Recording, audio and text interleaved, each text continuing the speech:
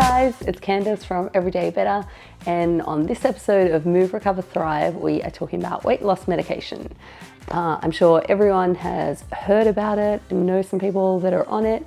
So I'm going to give you a little breakdown of how it works, who it's going to work for, things to watch out for, and some real non-negotiables about it.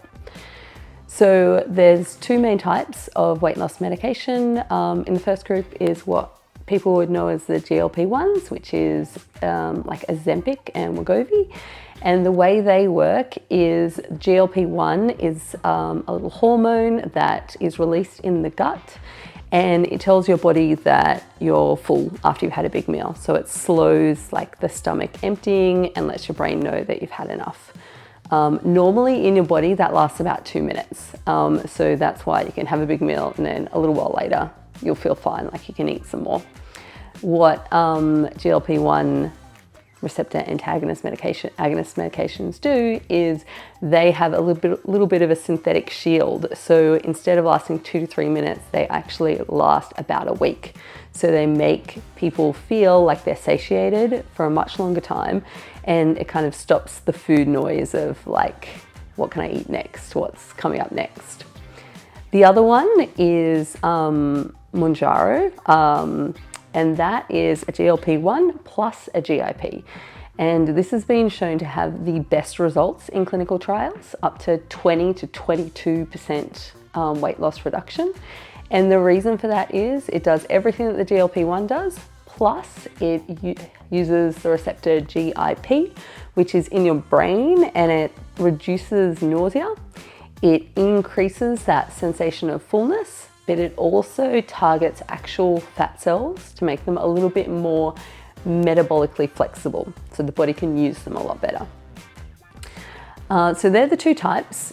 Now, the reasons for why people have them. I think a lot of people get the idea of, well, if people are going to go on these medications, why don't they just stop eating so much? And I think we need to be really clear that people's body composition is made up of so much more than just willpower and calories in versus calories out. That's a really redundant idea.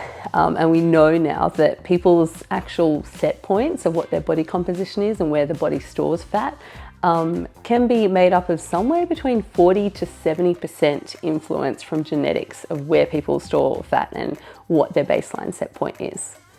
Add into that daily regular lifestyle factors like poor sleep, which increases your hunger hormone for the next 24 hours, ghrelin, which makes people want to eat more, chronic stress, trauma, that changes the neurochemicals in your brain. So people that go through this then react by having highly palatable food, which kind of desensitizes the brain to that constant trauma and stress.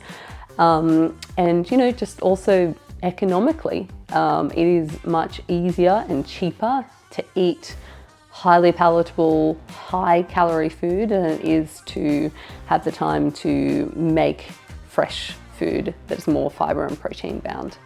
So I think we can really focus in on that, because that is what gives people their body composition, not so much like how much willpower they have. And the other thing to really understand is, body positivity is so great, and I agree. I think anyone can be beautiful at whatever weight they are.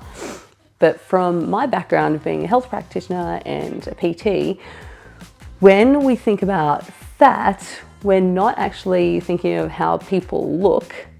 It's actually about what the fat cells do to someone's body.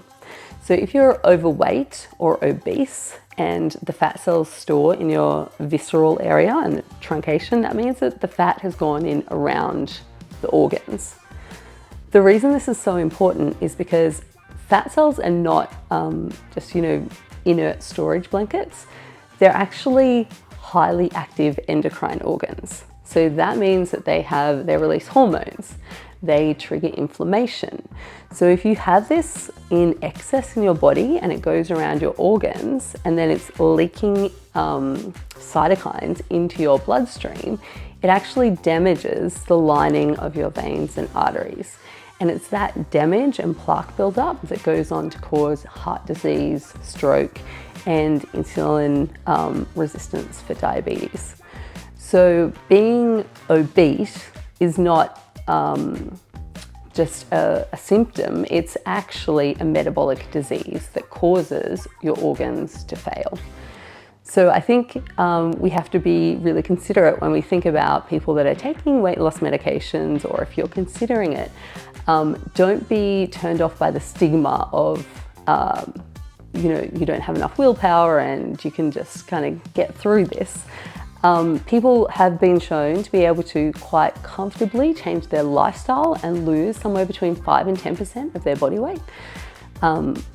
But if you need to lose more weight than that, then pharmacological and surgical interventions have been proven to be the most successful, and that will incredibly decrease your risk of metabolic diseases in the future and the associated cardiac, neurological, endocrine diseases that come with that. So that's the little rundown on weight loss medications. And there's 3 things that I want people to really remember if they do start taking it. Number 1 is it doesn't replace a healthy lifestyle. With any medication, there's always side effects. There's no such thing as a free lunch. So the best way to do that, to manage things like this, is make sure you have your lifestyle factors in order. So really good nutrition. If you do go on the medication, it's advised that you see a dietitian to make sure that you are hitting the right macronutrient counts and you're getting enough vitamins as well. Number 2 is the side effect of losing a lot of weight quickly is that it doesn't just go into fat cells, it also takes your lean muscle mass. And if you're losing lean muscle mass, that's actually a terrible thing for you in the future.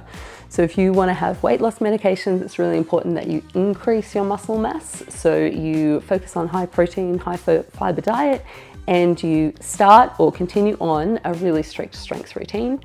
And number 3, be really open about it with your health practitioners and your PTs and physios. It's actually a really important thing that we all know about. It's not a judgment claim for us judging you, it's just so we can treat you better and make sure that we understand the background and what you're going through. That's it for me today. I'll see you next week on the next episode of Move, Recover, Thrive.